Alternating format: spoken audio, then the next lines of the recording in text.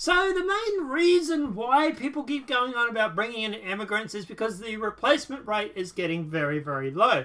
And we have a bit of an update. Now the replacement rate is below replacement levels. That is bad, guys. That is really bad. And look, I don't have kids. I can't comment on the subject either, technically, but I'm going to anyway. Look, obviously I don't have kids because I haven't found the right woman. Really does say something about the type of women out there in the world, doesn't it? But let's jump into it. So, a white American births below replacement levels in every state. Not most, not some, but it's every state. So let's jump into it. United States birth rate remains well below the replacement levels needed as white America birth plummets on all 50 states and District of Columbia. The now federal data released by the Center of Disease Control reveals that as American women are having less children needed to sustain the current population in 2017, but all but 2 states in the country had birth rates below the replacement level. The total US birth rate was 1.765 children per woman. The US needs a birth rate of at least 2.1 children per woman to replace the current population of the country without experiencing population decrease.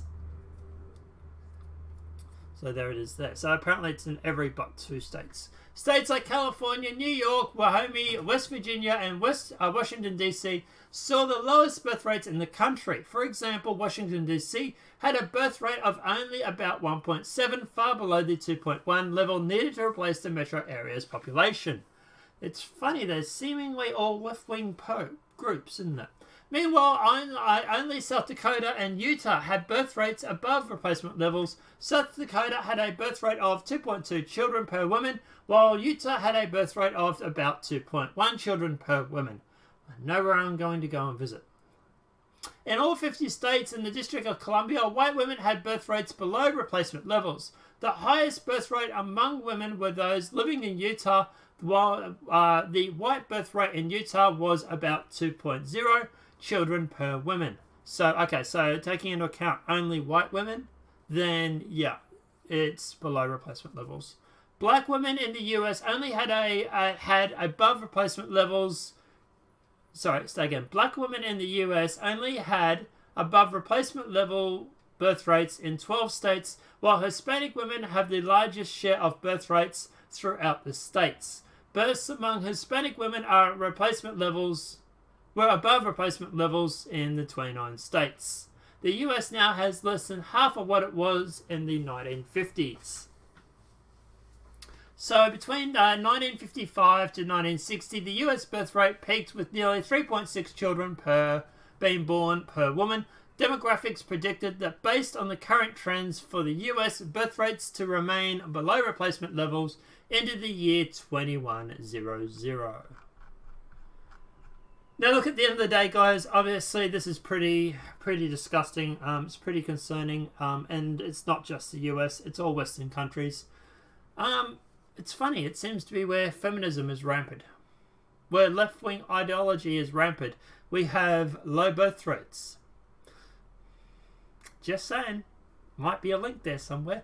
But yeah, look, at the end of the day, obviously, look, you have a bunch of women who go to work, who want to have a job and have a career, and all of a sudden they're 37 and whatnot, they have no kids. There's a shock because you've been focusing on your career for your life. So yeah, don't be surprised when your ovaries get fried, they run out of eggs, because there's only a finite number of them, and before you know, you can no longer have kids and you're having to use IVF, which is great for the medical industry because that's a very expensive procedure. Maybe instead of putting your career ahead of kids, you should think about a family. That might save you the thousands of dollars later down the track instead of getting IVF. But yeah, look, at the end of the day, it is obviously very, very funny that all these sort of left-wing ideologies, these left-wing beliefs are also around the same places where they have low birth rates. And it's also very funny that where people are very religious. Like, I imagine Utah has a high amount of religious person or people. From what I understand, they have a lot of Mormons and stuff down there, don't they? But yeah, like I say, I would be very surprised if Utah and that doesn't have a higher birth rate because they have a higher religious population.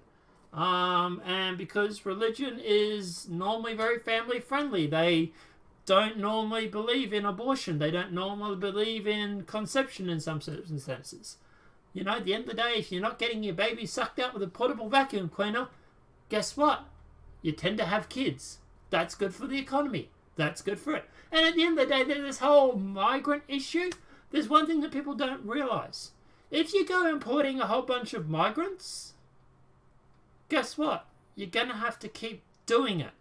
Because when those migrants come over here, they're going to fall into the same trap that we have.